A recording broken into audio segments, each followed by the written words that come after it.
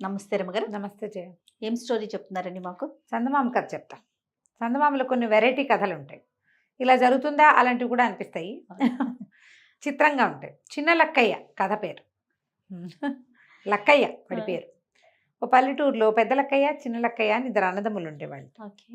ఏమీ తండ్రి సంపాదించింది ఏం లేదు. ఇద్దరు కష్టపడి పని చేసుకోవాల్సింది. పెద్ద లక్కయ్య ఏం చేసేవాట, రోజు ఓ పావలా సంపాదించి 2 అణాలు ఖర్చు పెట్టుకుని 2 అణాలు వెనకేసుకునేవాడు. చిన్న లక్కయ్య అలాంటి వాడు కాదు. ఇది సంపాదించి పని చేసుకుని సంపాదించుకొని కూలి డబ్బులు 2 అణాలు శుభ్రంగా తినేసి అక్కడి నుంచి చాకలి వాళ్ళకి డబ్బులు ఇచ్చి మంచి బట్టలు వేసుకుని షోకిల్లాగా తిరిగేవాడు. పెద్ద లక్కయ్యకి పెళ్ళై సంసారం ఉంది, చిన్నవాడికి పెళ్లి సంబంధాలు ఎవరన్నా వస్తే ఏమనేవాట, ఏమిటో ఎవరిని పడితే వాళ్ళని చేసుకుంటే నవాబు గారి కూతురుని చేసుకోవాలి అనేవాడు. నిర్లక్ష్యంగా తాపీగా అనేవాడు. ఈ పెళ్ళిళ్ళు చేసుకోవడం పిచ్చి పిచ్చి పెళ్ళిళ్ళు, ఎవరో ఒక అమ్మాయిని చేసుకోవడం కాదు, నవాబు గారి కూతుర్ని. ఓకే. కమింగ్ టైంలో నేను కింగ్ అవుతాను అలాంటి భావాలు ఉండేవి వాడికి. అదేం జ్యోతిష్యం చూసి జాతకం చూసి కాదు, వాడి పద్ధతి అది. ఆయన ఊహ. కులాసాగా ఉండేవాడు. ఏ రోజు ఆ రోజు తినేసేవాడు. ఓసారి కొంచెం జోరుగా వానలు వచ్చినాయి. మరి ఓ చెట్టు కింద ఉండిపోయాడు. డబ్బులు లేవు, నిలవేం లేదు. నిలబడినవాడు ఏం చేస్తాడు, ఇంటికి వెళ్ళి పడుకుంటాడు హాయిగా. వాన ఆగితే ఏదైనా కొట్టుకెళ్తేనే ఈ పూటకి తిండి వీడికి. చెట్టు కింద నుంచున్నాడు. నుంచుంటే బాగా జోరుగా వాన పడుతోంది. ఊరికే తోచక మనం ఏం చేస్తాము, వానాకాలము కొంచెం కాలు గోళ్లతోటే మట్టిని ఇట్లా లేవదీసి అలా చేస్తారు. ఆ చెట్టు కింద పెద్ద 5-6 రోజుల నుంచి వాన పడుతోంది, బాగా నానిపోయింది. ఇతను ఏం చేశాడు, ఇలా కాలు బొటన వేలుతోటి ఊరికే ఒక రాయి ఏదో కనపడితే దాన్ని ఇట్లా అన్నాడు కాలు వేలుతో.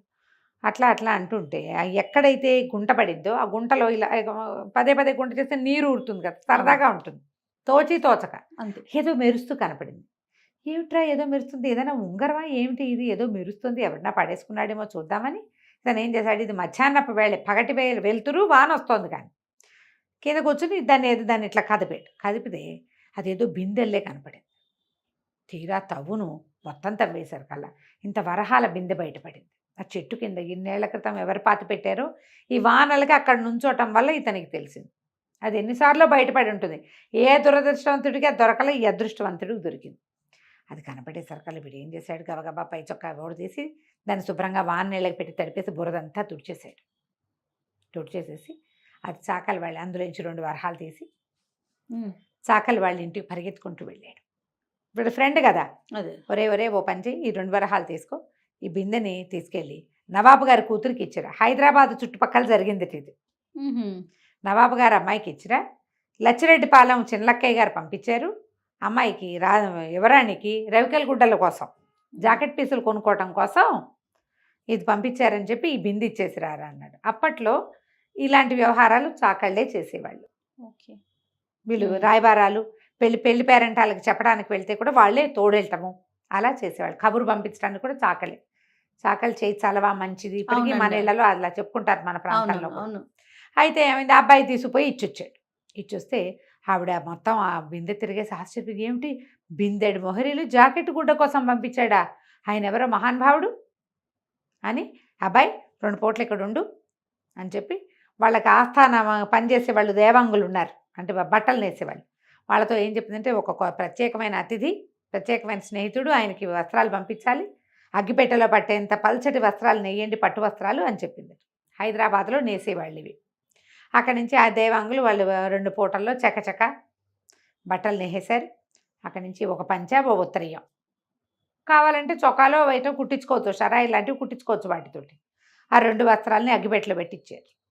ఆవిడ ఏం చేసింది, వచ్చిన అబ్బాయికి కుర్రాడు వచ్చాడు కదా, ఇవి తీసుకుని అతనికి 2 పూట్ల భోజనం పెట్టించి వాడికి ఏదో చిన్న బహుమతి కూడా ఇచ్చి, ఈ అగ్గిపెట్టెని మీ చిన్నలక్కయ్య గారికి ఇవ్వబోయి అని ఇచ్చింది. వాడు పట్టుకొచ్చి పూరాగా తెచ్చేసాడు పాపం. తెచ్చేసి లక్కయ్య ఇదిగో నీకు యువరాణి ఇది ఇవ్వమంది నవాబు గారు అమ్మాయి అని అగ్గిపెట్టె చేతిలో పెట్టాడు. అగ్గిపెట్టె తెచ్చి చూస్తే అది వస్త్రాలు పెట్టే వీడికి తెలుసు, అంత మాత్రం పరిజ్ఞానం. పట్టముట్టు చూసి ఇది మనం ఉంచుకోవటం ఎందుకని అది మళ్ళీ మూసేసి, ఒరే నీకు ఎట్లాగో యువరాణి బహుమతి ఇచ్చింది, తర్వాత నీ సంగతి చూస్తాలే అంటే 2 వరహాలు ఇచ్చున్నాడు. 2 వరహాలంటే సంవత్సర గ్రాసం, అదేం తక్కువ కాదు. ఇది పట్టుకొని వెళ్ళి నవాబు గారికి ఇచ్చిరా. లచ్చిరెడ్డిపాలెం చిన్నలక్కయ్య గారు పంపించారని చెప్పు. సరే విడిపోయి నవాబు గారి దగ్గరికి వెళ్ళాడు. నవాబు గారికి బహుమతి తెచ్చాను అని, కానుక తెచ్చానని బయట చెప్పాడు. వీళ్ళు ఏం చేశారు, ఈ బయట ఉంచునే వాళ్ళు ఉంటారు కదా, వాళ్ళు ఎవరో కానుకలు తెచ్చారంటే వీడిని లోపలికి పంపించారు. ఆ వస్త్రం కూడా తీసి ఆయన ఆశ్చర్యపోయాడు. ఇది ఖరీదైన వస్త్రం, వాళ్ళు నేస్తారని ఆయనకు తెలుసు, కానీ ఇది మనదే, మనమ్మాయే నేయించిందని ఆయన అనుకోలే. ఎవరో కానుకగా పంపించారు. మరి ఇప్పుడు ఒక కానుక మనం తీసుకుంటే ఇంకోటి రిటర్న్ పంపాలి, అంతే. మనం చాలా కథల్లో చూస్తాం ఇట్లా. అవును అవును. సరే ఆయన ఏం చేశాడు, 2 ఏనుగులు 2 లొట్టిపిట్టలు. లొట్టిపిట్టలు అంటే ఒంటెలు, లొట్టిపిట్టలు అంటారు మన వైపు. తెలుసా, నువ్వు ఆ పేరు విన్నావా? లొట్టిపిట్ట విన్నా కానీ అది ఒంటెలే అని తెలియదండి. ఒంటె లాంటిదే ఇంచుమించుగా, ఒంటెనే లొట్టిపిట్ట అంటారు మన వాళ్ళు. అక్కడి నుంచి వాటి నిండా మంచి చక్కగా నగలు నాణ్యాలు, మగవాడికి పంపించడం కదా, చక్కబోళ్ళని అలంకారాలు అన్నీ పంపించి లచ్చిరెడ్డిపాలెం చిన్నలక్కయ్య గారికి పంపాడు. బాగా ఇంత ఖరీదైన బట్టలు వేసుకునేవాడు, మరి ఎంత డబ్బు గలవాడో ఆ మాత్రం పంపద్దు. అంతేగా. అవన్నీ పంపించంగానే సరే ఇంటికి వచ్చినాయి. ఊళ్ళోకి ఏనుగులు లొట్టిపిట్టలు రావడం చూశారు ఊళ్ళో వాళ్ళంతా, కానీ ఇవి చిన్నలక్కయ్య గారి ఇంటికి వచ్చాయని తెలీదు. చాకలబ్బాయి పట్టుకొచ్చాడు, వాటి వెంట వచ్చాడు. వాడేం చేశాడు, ఆ లోపలికి ఊళ్ళోకి రాగానే మళ్ళీ చిన్నలక్కయ్య మనకి ఇవి పంపించారు అని. పంపించాం, యువరాణికి కానుకగా పంపించాం, వస్త్రాలకు బహుమతిని ఇవి అక్కడికి పంపేయమన్నాడు. మళ్ళీ వీడు పదండి యువరాణి దగ్గరికి వెళ్దామని చాకలబ్బాయి వాళ్ళు వీళ్ళని వేసుకుని యువరాణి దగ్గర, అవి యువరాణి మహల్ వేరు, రాజుగారు ఉండే మహల్ వేరు. అప్పుడప్పుడు కలుసుకుంటారు నాన్న కూతురు. ఈ 2 ఏనుగులు 2 లొట్టిపిట్టలు, వాటి నిండా సామాన్లు. ఇవి చూసేసరికి యువరాణి ఆశ్చర్యపోయింది. అయ్య బాబోయ్, ఎంత బాగుంది, ఈయన చూడాల్సిందే, చేసుకుంటే ఇంత డబ్బును వాడిని చేసుకోవాలి. పద, మేము కూడా లచ్చిరెడ్డిపాలెం వస్తున్నామని ఓ 4 సేవకులు, ఓ 4 సైనికుల్ని వేసుకుని ఓ చిన్న గుడారం, దాసదాసి గణంతో బయలుదేరి ఈ లచ్చిరెడ్డిపాలెం వచ్చేసింది. ఊరు శివార్లలో డేరా వేశారు. యువరాణి వచ్చిందని తెలియగానే భయం వేసేసింది ఈ లక్కయ్యకి. ముందేదో చేశాడు సరదాగా, వాళ్ళనే ఫేస్ చేయాలంటే భయం కాదు. అడవిలోకి పరిగెత్తుకుంటూ పారిపోయాడు. అడవిలోకి వెళ్ళిపోయేసరికల్లా బాగా అడవి లోపలికి వెళ్ళేసరికి అక్కడ ఒక పురాతనమైన కొలను ఉంది. ఆ కొలంలో సంవత్సరానికి ఒకసారి దేవకన్యలు వస్తారట స్నానానికి. వీటి టైం బాగుండే అప్పుడు వచ్చారు వాళ్ళు. ఓకే. కిరీటాలన్నీ గట్టు మీద పెట్టున్నాయి, ఆడపిల్లలు స్నానం చేస్తున్నారు ఆ కొలంలో దిగి. వీడేం చేశాడు, ఆ గట్టు మీద ఉన్న మొత్తం కిరీటాలన్నీ చెత్తపుచ్చుకుని చెట్టెక్కి కూర్చున్నాడు. వాళ్ళ స్నానాలు అయిపోయాక కిరీటాలేవి అని చూసుకున్నారు, కనపడలే. ఎవర్రా అని చూస్తే వీడు కనపడ్డాడు. ఓరో మనిషి ఎత్తుకుపోయావు, మా కిరీటాలు మాకు ఇచ్చేయంటే, ఊరికే ఇవ్వను, మీరు నాకు సహాయం చేయాలి. ఈ బంగారపు వాళ్ళ దగ్గర ఏవో బిందెలు లాంటివి ఉన్నాయి, బిందెలతోటి పన్నీరు పట్టుకెళ్ళి ఈ ఊరు శివార్లలో, లచ్చిరెడ్డిపాలెం నగర శివార్లలో, ఊరు శివార్లలో నవాబు గారి కూతురుంది, నేను పంపించానని చెప్పి కాళ్ళు కడుక్కోవడానికి నీళ్లు పట్టుకెళ్ళండి ఓకే అని చెప్పాడు.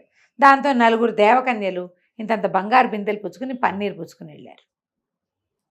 నవాబు గారి కూతురికి మీ కాళ్ళు కడగటానికి వచ్చాము, లచ్చిరెడ్డిపాలెం చిన్నలక్కయ్య గారు పంపించారు అని కాళ్ళు కడిగారు, కాళ్ళ మీద పోసారు. ఆ పన్నీరు వాళ్ళ దగ్గర ఉన్న వాటిలలో పోసి 4 వచ్చి కిరీటాలు పుచ్చుకొని వాళ్ళ దారిని పడిపోయారు. పోగానే ఇప్పుడు అనుకో, బాబోయ్, దేవకన్యలు వచ్చి కాళ్ళు కడుగుతున్నారు, మనకి ఎంత గొప్పవాడు, నేను ఇతన్నే పెళ్లి చేసుకుంటా, ముందు మా నాన్నకి చెప్తా, పదండి మనం వెళ్ళిపోదా అని మొత్తం గుంపునంతా తీసుకుని వెనక్కి వెళ్ళిపోయింది. రాత్రిపూట వెళ్ళిపోయింది. తెల్లారేసరికల్లా ఊళ్ళో అంతా తెలిసింది యువరాణి వచ్చి ఇక్కడ చేరింది అని చెప్పి. వీళ్ళు చూద్దాం అనుకున్నారు, ఊళ్ళో వాళ్ళంతా చూద్దాం అనుకుంటారు. రాత్రిపూట ఎట్టా వెళ్తారు నవాబు గారి కూతురు చూడడానికి? పొద్దున్నే కానుకలు పుచ్చుకెళ్దాం అనుకుంటే తెల్లారేసరికి గుడారం మొత్తం వెళ్ళిపోయింది, పటాలం అంతా వెళ్ళిపోయేసరికి అదేంటి చిన్నలక్కయ్య, నీకోసం వచ్చిందిట, మాకు చూపించకుండానే పంపించేసాము నవాబు కూతుర్ని, బలేటోడివై నువ్వు అన్నారు. అనేసరికల్లా ఇతను అన్నాడు, దాందేముంది, నన్ను నవాబు కూతుర్ని చూడాలంటే అదో పెద్ద పనే, ముత్యాల పాలకి ఏర్పాటు చేసి నన్ను తీసుకెళ్ళండి, నవాబు కూతుర్ని చూపించడం ఏంటి, నవాబు ఇంట్లో విందే పెట్టిస్తాం మీ అందరికీ అన్నాడు. ఊళ్ళో జనమంతా తయారైపోయారు చకచక.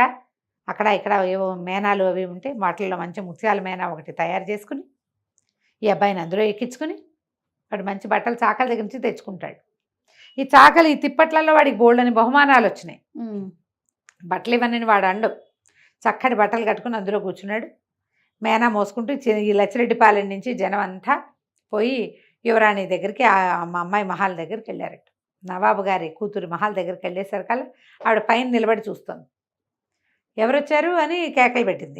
ఎవరే వస్తున్నారు కిందంటే, ఓహం అంటున్నారు కదా, లచ్చిరెడ్డిపాలెం చిన్నలక్కయ్య గారు వస్తున్నారు, ఓహో అని వచ్చారు.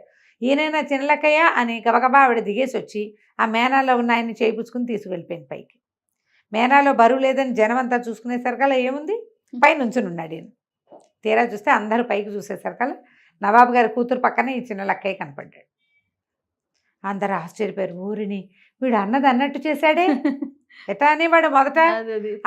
వీడి ఊళ్ళో వాళ్ళంతా గేలు చేసేవాళ్ళు, నవాబు గారు అల్లుడు వస్తున్నాడని. చివరికి వాడు నిజంగానే నవాబు అల్లుడు అయిపోయాడు. అయ్యాడు. వాళ్ళు ఇచ్చినవే వాళ్ళకిచ్చి తెలివిగా అక్కడి నుంచి నవాబు గారు వచ్చి పిల్లకి అబ్బాయికి పెళ్లి చేసేసాడు. వాడికి డబ్బు ఉంటే ఏమిటి, లేకపోతే ఏమిటి. ఈ అమ్మాయి తెచ్చుకొచ్చేసి తన మందిరంలో కూర్చోబెట్టుకున్నాక ఇక పెళ్లి చేయవలసిందే. లచ్చిరెడ్డి పాలెన్ని ఇతనికే కారణం గ్రామంగా ఇచ్చేశారట. బాగుంది కదా కథ. చాలా బాగుందండి. కథ కంచికి మనం ఇంటికి. రైట్ రమ్మ గారు, నమస్తే. నమస్తే.